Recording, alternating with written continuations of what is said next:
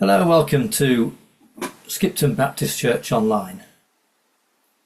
Today we are celebrating Mission Sunday at Skipton Baptist Church, and our plan is to emulate the mission evenings that we have a couple of times a year during the service, to give members of the church who don't normally come to those evenings a taste of what they are like.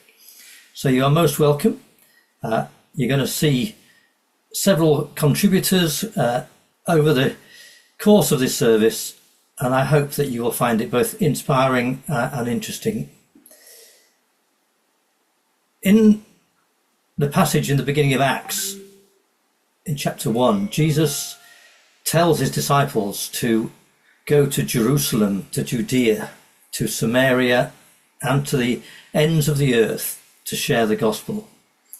And one of the things we hope to achieve with our mission evenings, and therefore with this Mission Sunday, is to get across to everyone in the congregation the understanding that the mission to Jerusalem, or in our case to Skipton, is no more or less important than the mission to the rest of the world. So whether you are based in Skipton or in the rest of Yorkshire, or even in foreign lands like Lancashire, and or further afield, your mission field is wherever God has placed you. And hopefully you will understand that from the contributors you're going to listen to today. So over the last 3 years, we've been running our mission evenings, and we have had 28 different contributors. And as you can see from the screen, many of them are local. Some are from far-flung places, but they are all missionaries. They are all doing God's work in their calling. So you're going to hear from 5 different contributors today. We're going to start with Emma Jennings, who's from our food bank, then go slightly further afield to Grassington and hear from Andy Sellers. We're then going to hear from Jim Harrison, who is a doctor working in Africa, and from Martin and Ruth Harrison, no relation, who are missionaries from Harrogate, who are sent by this church or supported by this church, and work with Reach Beyond. And finally, I will do an update on my work. I too am a missionary from Skipton Baptist working with Reach Beyond, and I work in the refugee ministry, which I'll tell you a little bit about. On the mission evenings, we pause after each contributor, and members of the congregation pray for what they've heard and what's been said, both for the person who's doing the work and for the work that they're doing. So may I suggest to you that when you're watching these videos, that maybe you press the pause button at the end of each section and have a pray for the person that's been talking and for the work that they do. As I say, I hope you enjoy it, and I'll pass now on to Emma. Thank you.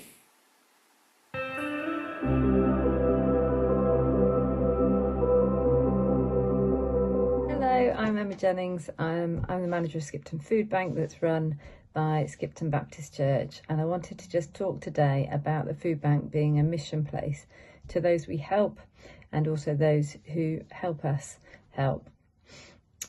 Last week, Phil spoke about Hagar and how God saw her in her distress and pretty hopeless situation where she'd been mistreated and had run to a place of safety.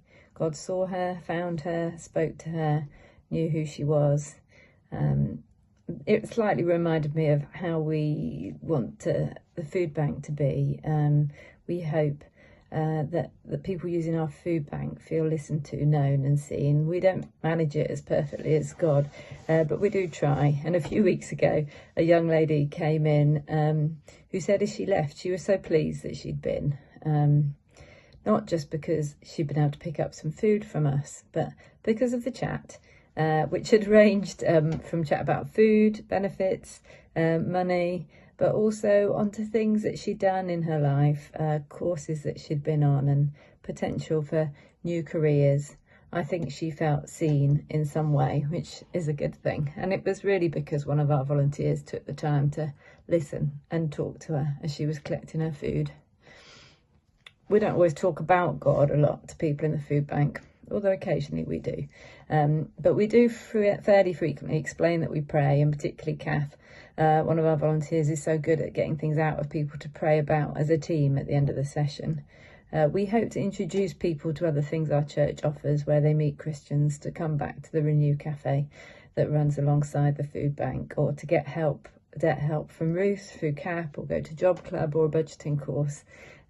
We feel really privileged to do this signposting work with those who are struggling, to encourage them to access help through our church and also through other places in our local community.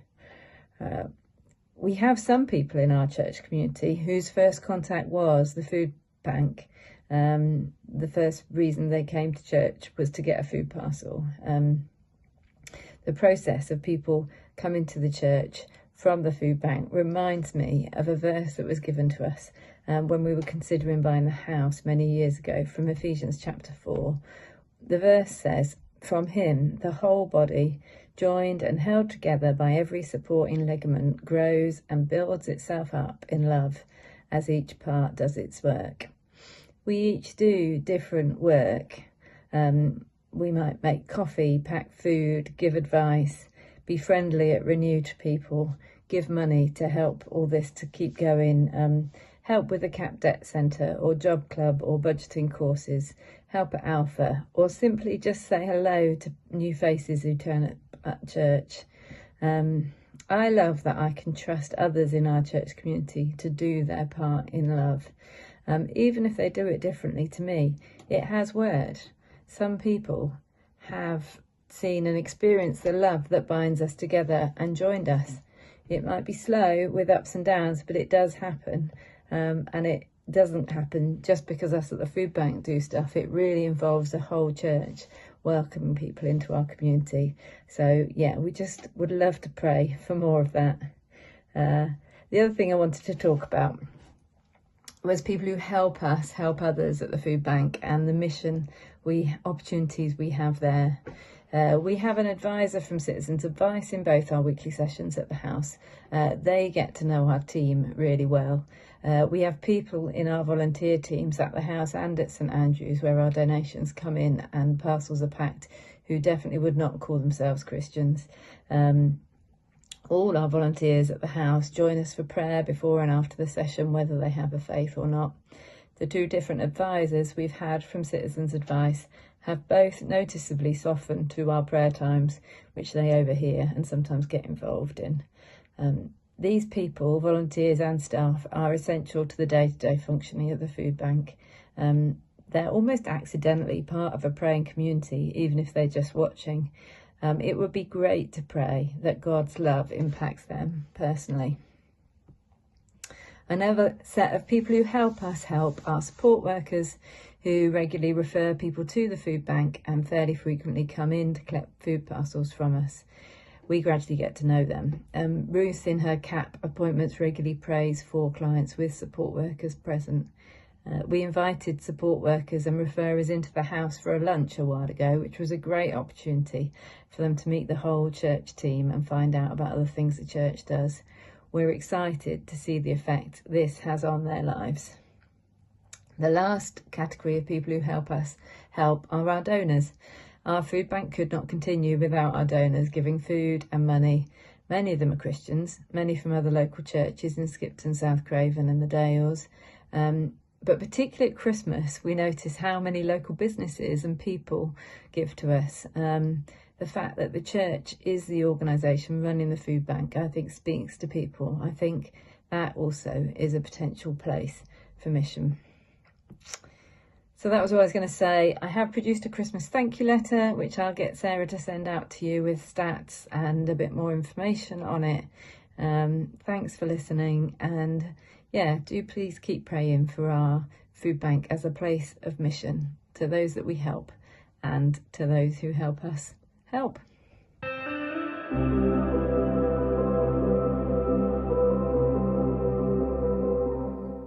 I'm here in Grassington Congregational Church, and if you know the village of Grassington, the church is just up from the Chippy or the Black Horse, depending what you want to take as your point of reference.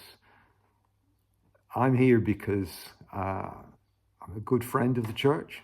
As a family, we've had long connections with the church, and in October 2024, a good friend of mine and the minister here for 20 years died after a short illness. The death of Peter Thomas was a huge blow, obviously to the family and to the church and to the community and schools that he'd served so faithfully over many years. I began to walk alongside the church as we've known them for many, many years. But quickly, Skipton Baptist were there to offer support. Soon after Peter's funeral, Phil conducted a wedding here. And then we started to provide regular support on a Sunday. David was the first one to come here and preach, and I regularly take services, first one in the month, and then on another occasion in the month, different ones from Skipton Baptist come, in particular to give the address. We've had 8 or so different ones who've come here, and each one has been really appreciated and what they bring. And it's right to say at this point just how much the church values the support that is there from Skipton Baptist, both in practical ways. For example, Sarah has been helping them with their website, and in other ways is available.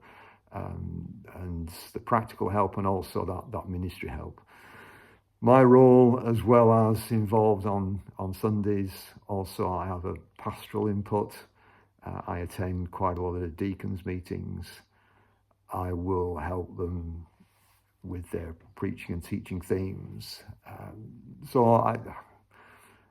I'm there walking alongside. I like to think of it that we, as Skipton Baptist and myself, are just helping them gain the confidence that they need as they've been through such a traumatic period. And their confidence has grown. It's a great testimony to the grace of God and the willingness of people to rise up to the challenges that they were facing. And now within Deacon's meetings and the way that they're approaching some of the practical issues, there is that greater awareness of how they can stand. And the church is in good heart. Relationships are sound across the church. There's an openness and an honesty within Deacon's meetings. But it's then looking for what comes next. They're looking to call a new minister, and today, 1st of February, Dr. James Maudsley is coming to take the morning service, and then the church and he will continue to discern whether the call is for him to come here, to bring his family to live in Grassington and seek to discern the way forward for the church. But what can we do in the meantime? There were 3 words that I felt very much that I had to share with the deacons and with the church way back in January of last year. And they were the 3 words of worship, discipleship, and mission. That these 3 things, these 3 qualities should grow within the church as they seek to discern what their place is within the community. They're keen to know what God would have them do. They are, as you can appreciate, already engaged in the community in lots of different ways. But has God a particular heart for them, a particular role for them? they're looking to work alongside Anne Peart, who's the youth family worker that's employed across the churches in Upper Wharfdale. So they're looking to discern, is there a way that they continue Peter's ministry amongst children in the schools through the input and advice that Anne brings? They're looking obviously for a minister, and please pray for today and for the church meeting tomorrow night as they again discern, should James Maudsley be one that is going to take on that pastorate. And also because relationships are so important to the church, and they want to nurture those relationships. And one example of relationships is on Christmas Day. They invited those who would feel a little bit isolated to come and have Christmas dinner here, and there were 17 that they cooked Christmas dinner for here in the coffee lounge. They've got a heart for relationship, but if that's very fundamental to them, it's a place that needs safeguarding. So please pray that relationships will be safeguarded here as they seek the way forward. And for me, please, just pray that I would know the wise ways that I can be there for them, and that I can not only give to them, but also learn from them as together we seek to serve the Lord in this wonderful part of Upper Wharfdale. Thank you for past support, and thank you so many who pray. It is so deeply appreciated. And praying not only in SBC but across the country, we really appreciate prayer for this church and its ministry. Please continue to do that. And once again, thank you.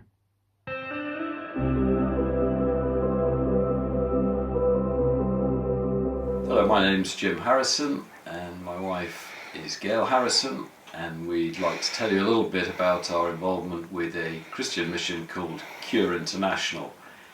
I'm going to show you a video first, which I think captures something of the taste of what Cure do, so we'll go straight to that now.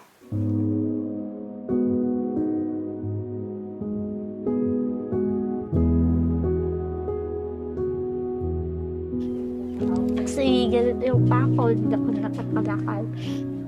Kahit saan ako.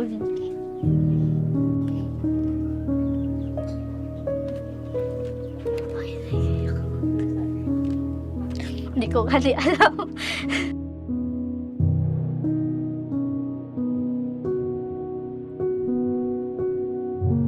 Paglabas niya yun, ma'am, nakaganyan na yung paa niya sa liig.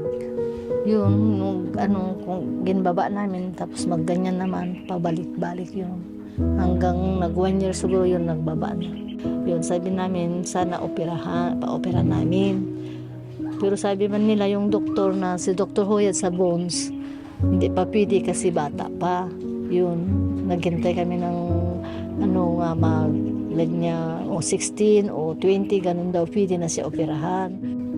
Magpasyal, maggala sa mga friend. Yan lang po. The problem is actually in the muscle. The front of the thigh muscle is short, and as a result the knee dislocates. If you see this in a newborn or a child under the age of 1 year, it's very easy to treat, and you normally reduce it and put plasters on, and that is normally the end of the story. But if it is not treated and they start walking on it, then it gets gradually worse, and they end up with these horrible deformities where basically the knees are bent backwards.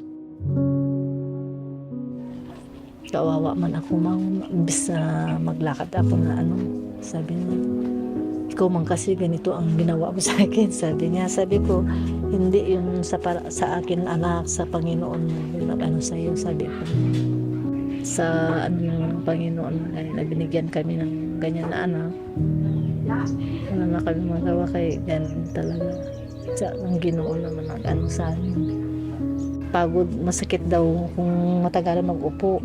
Sabi niya, buti na lang yung asthma kasi 1 week, 1 week daw, kadalawa lang, sabi niya. Gusto ko makalakad, yung normal lang. Gamit, araw-araw po mga panoon. nagpipray pa ako. Sana makalakad ako. Our Jane lives in an area about 4 hours from the hospital. We came in contact with her through a mobile clinic. She was brought into the hospital. She was assessed for the opportunity for a surgery, very complicated surgery as you can tell. Masaya ko. Masaya na may takot. Hindi ako ang mag-ano kay kung ako 100% na talaga gusto namin na mapaoperahan ka. Pero kung ikaw magdesisyon, sabi ko, baka sa huli, bandang huli. Wala, iniisip ko na kaya ko.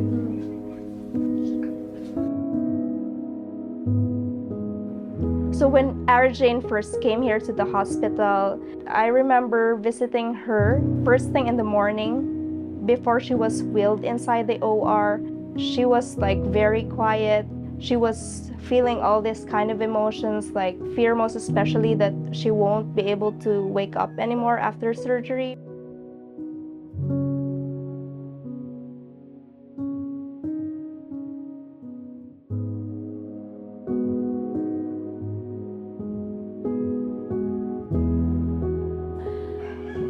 Pala mabait man sila ang mga doktor. Nandoon yung mga doktor na nag-aantay sa kanya nga operahan na siya.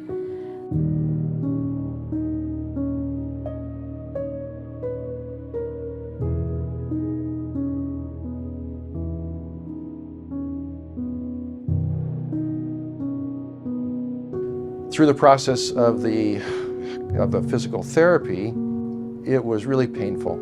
I can remember standing right next to her and saying, "Ara Jane, if you can just stand for the count of 3. Let's just count. 1, 2, 3." And it was so exhausting and difficult and painful for her. So she would sit down, and her mother was side by side with her during that time. And we'd say, "Okay, let's give it a rest. Let's try for another one." Okay, so we just do that multiple times according to what the PT had described for her. Then finally she was able to do the count of 20, and then 30, and then the exciting day when she actually could take her first steps. To the rest of the video on Ara Jane shortly, and you'll see how the operations impacted her life. Cure International run several hospitals in Africa and just the one in the Philippines, which is where Ara Jane was treated. And we've been involved in all the African hospitals to some extent.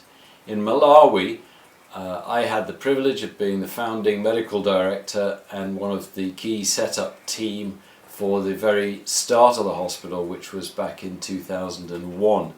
We worked in Malawi with Cure International for 11 years, and at that point we returned to the UK to base in Chester.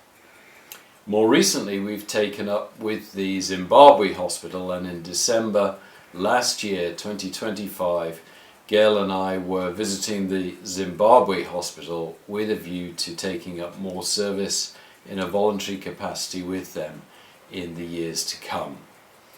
We'll now return to the video of Ara Jane and see how surgery impacted her. Sobrang saya kasi pagbaba namin dito sa bahay nun, maraming tao. Sabi ko, bakit maraming tao nagbuhat sa akin? Sabi ko, grabe, parang prinsesa man nabuhatin nila ako papasok sa bahay na gano'n. Maraming tao, araw-araw, may nagabisita sa akin. Today, Ara Jane is now just like any other teenage girl and just enjoying the company of her friends. Kung saan video kaya, kung may video kaya man dyan sa kabila dyan, hanggang maghapon.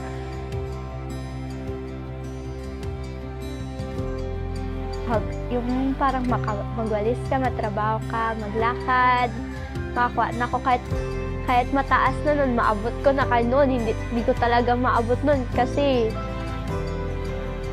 makaaral na gid ako, yung focus na gid noon nga mag-aral ako. Parang wala na hiya-hiya kung ano yun. Tapos parang madali na abutin yung pangarap kasi po.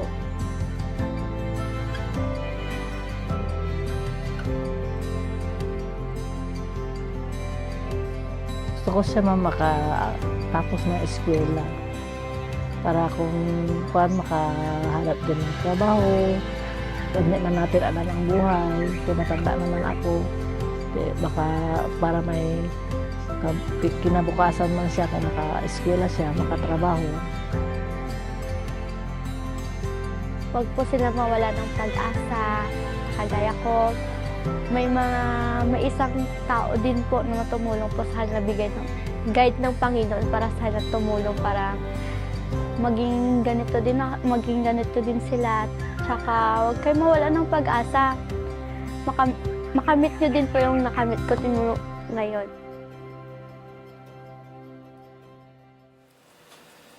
Cure International place an equal emphasis on sharing the good news of Jesus with the surgical work that they do for children with disabilities.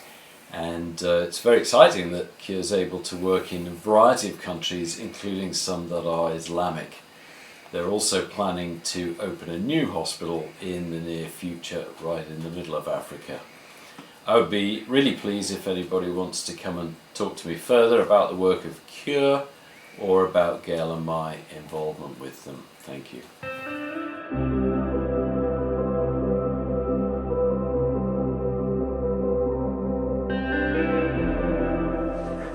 Last year, you both stepped into a new leadership role with Reach Beyond. What changed for you?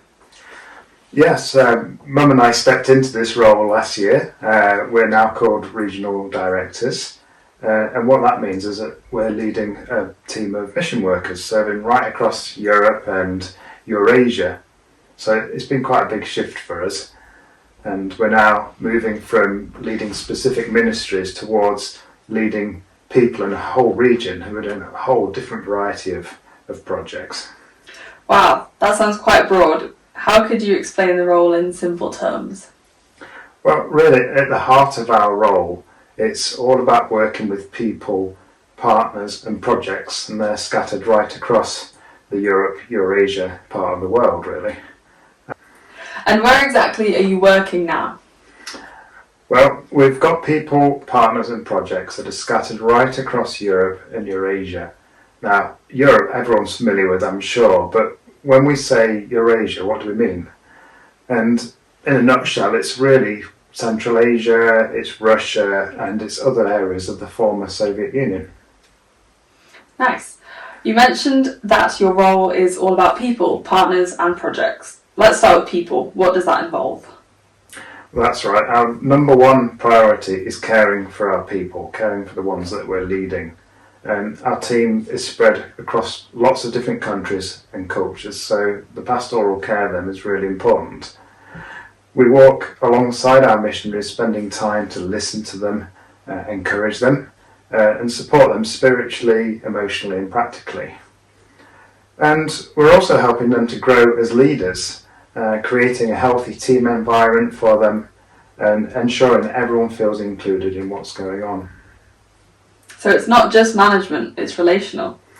Very much so. Ministry flows best out of healthy, supported people, and so investing time and care here is really important.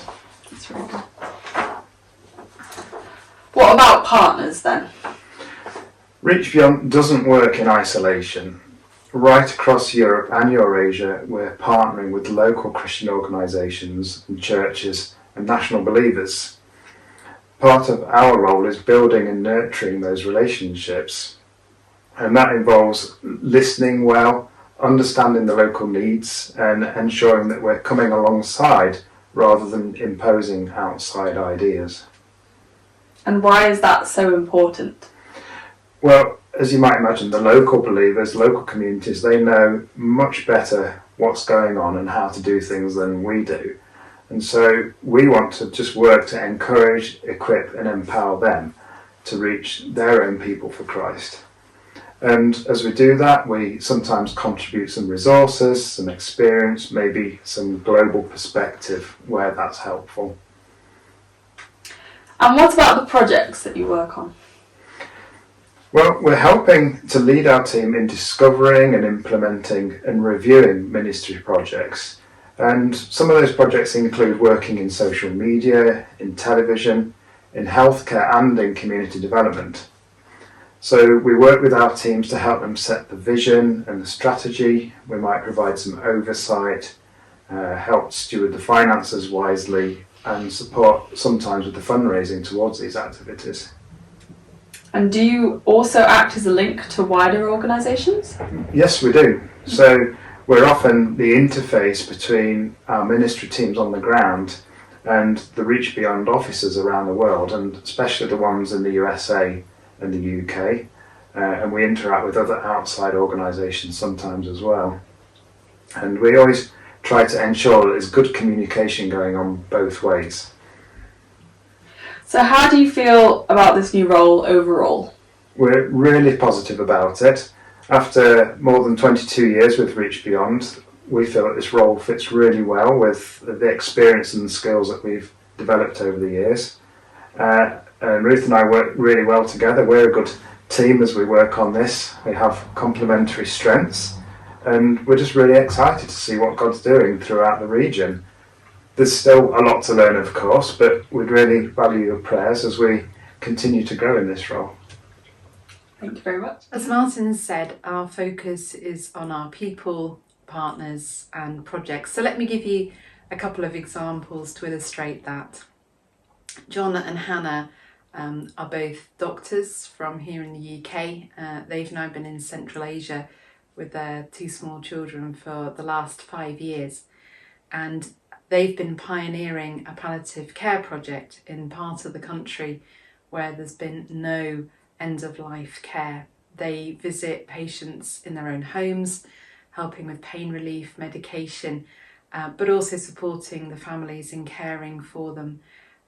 But getting very involved, even down to recently a patient was suffering from very bad bed sores and needed a different mattress. So John adapted a mattress himself, and just sharing the reason for the hope that they have in part of the world where it's very difficult to share their faith.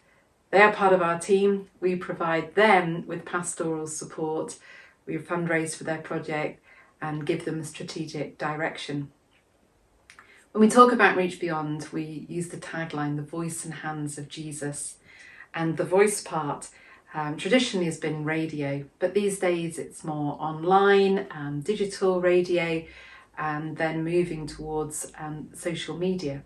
So last year we were approached by a new partner, a Baptist pastor actually in Azerbaijan, and he was wanting some training for some of the people from his church who are sharing the gospel through TikTok and Facebook and other ways like that, and they wanted some training on sharing the gospel in that way, using a mixing desk, using microphones. And so this is a new opportunity to work alongside a local partner, helping the people in his church to reach Christ in, again, a very difficult place for Christians to live. Thank you.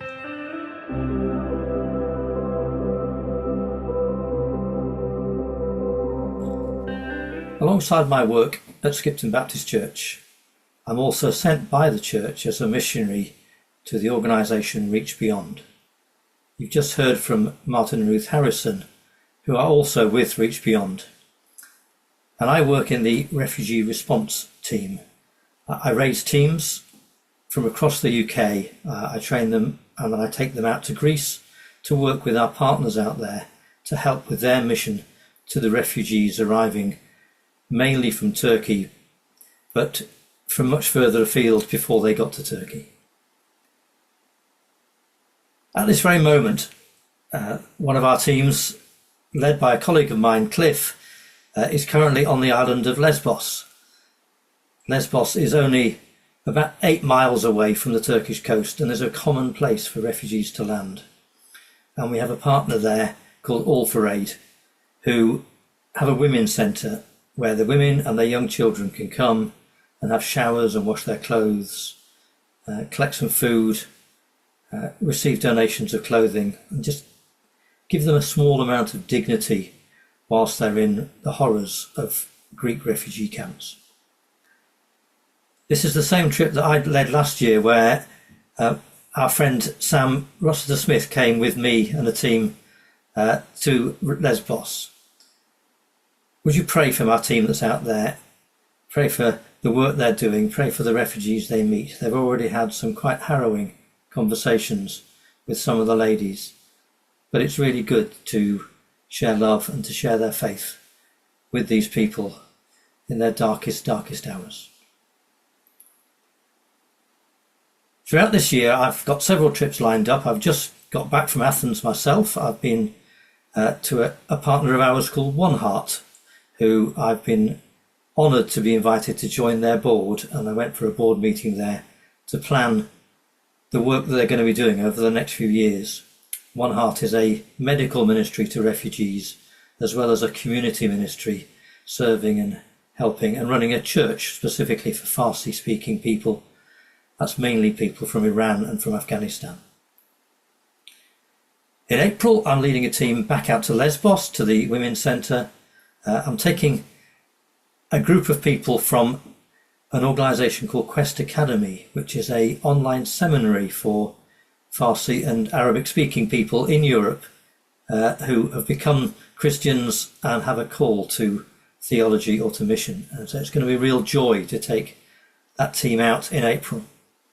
Then in May, I go back to Athens, back to One Heart, but this time to their community project, where we plan to build a very large greenhouse, which will be used to grow vegetables and fruits and help both feed refugees who are in need, but also to train refugees who have settled there so that they can learn how to make their own income and make their own livelihoods. In October, I'm taking a team back out to Athens, but to an organisation called Pethaluda. Pethaluda is a Greek word meaning butterfly. And the Pethaluda project is in the north of Athens, working with the Roma community that are very, very poverty-stricken, very little education.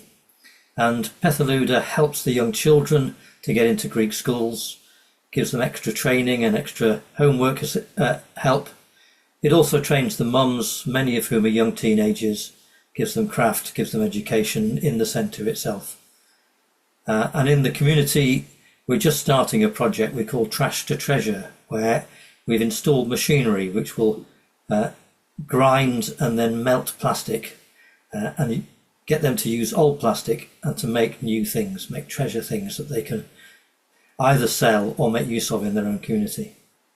And my final trip this year is in November, back to the One Heart Clinic in the middle of Athens. Taking a team from Huddersfield out there, and we'll be working with the refugees and with the doctors and nurses to help the medical clinic keep running and to share and be with the refugees that are part of that ministry. Then next year, our hope is to raise another team from Skipton Baptist. So later this year, I'll be organising a meeting to talk about it. But where will we go? What will we do? It could be a building project. It could be a medical project. It could be going out to pray. It could be doing craft or care for young mums or children. All these things are possible. And I'd love to hear if you are feeling called to go out to Greece with me. And if so, what do you feel you're being called to do? So do have a word with me when you get a chance, and or come along to the meeting that I'll arrange later this year to talk about the team for 2027. So thank you for listening to me, and thank you for listening to all the other contributors today. I hope you found it really worthwhile and beneficial. And if you are interested in knowing more about our mission evenings, then please do talk to me. There'll be one hopefully in May, and I'd love you to come along to join us to pray. And if you happen to be doing something in your community or even on trips or whatever it is you do that you would like to share about, if you're doing work for God, then have a word with me and come and tell us about it so that we can support you and pray for you and be alongside you as you do your work. So thank you and God bless.